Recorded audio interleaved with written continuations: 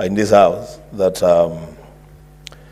cabinet secretaries decide whether to attend committee meetings or plenary, and they know somehow that they can get away with it.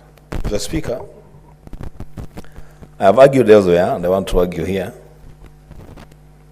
that we are the people, we are the leaders, to give this House the dignity that is due to it.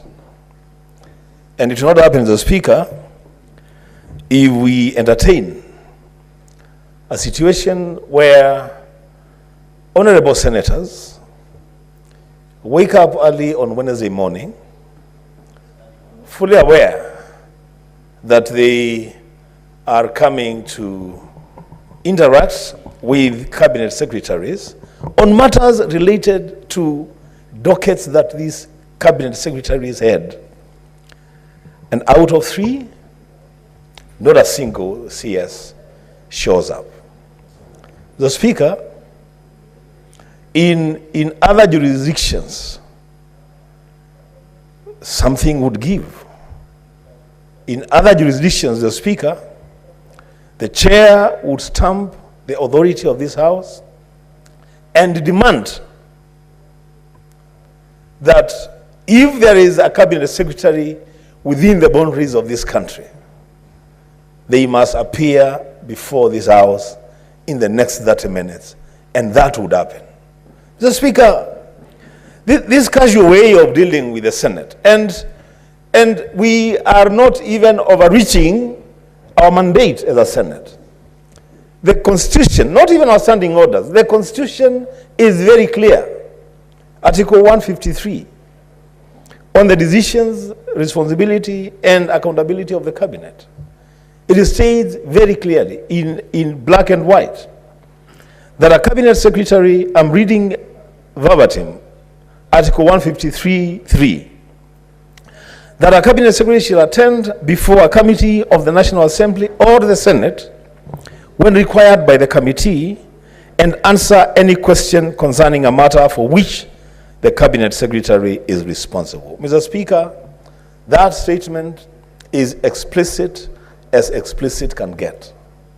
The decision by the cabinet secretary for roads, that's where I'm going to begin, because I have 2 questions that are listed for a response from the CS responsible for roads. Mr. Speaker, the CS for roads knows very well, wherever he is, that the matters that I'm raising, those questions, are matters that he addressed himself to when he was a senator in this House representing Elgeyo Marakwet. Now he is a CS, he can make a decision on the compensation of the people from Kibwezi all the way to Mwingi, persons affected by a road project, and he just decides to stay away. The Speaker, I take great exception to that decision. Lastly, on the matter of Senate CS for gender, Aisha Jumwa. Mr. Speaker, I was really excited about today's sitting because there is a matter that we would have put to rest today. There have been accusations and counter-accusations from our honorable lady senators and from the women of this country about the place of the 2-third gender rule in the NADCO report. Mr. Speaker, I wanted to have a face-to-face conversation with the CS responsible for that matter on the floor of this House, so that she can tell us what role she played. Mr. Speaker, we would have put this matter to rest today, because it is her who approached the NADCO committee and said, let us remove this matter from your discussion because there is something that I am doing and I'm very sure I will succeed. That's a matter that we would have held a conversation around today, Mr. Speaker, and settled that matter.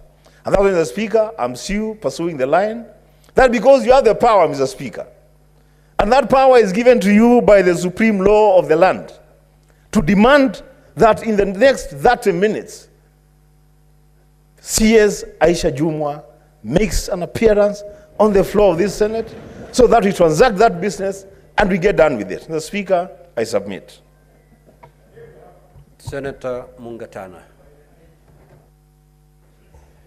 Asante sana Bwana Spika kwa kunipa nafasi na mimi nitoe maoni yangu.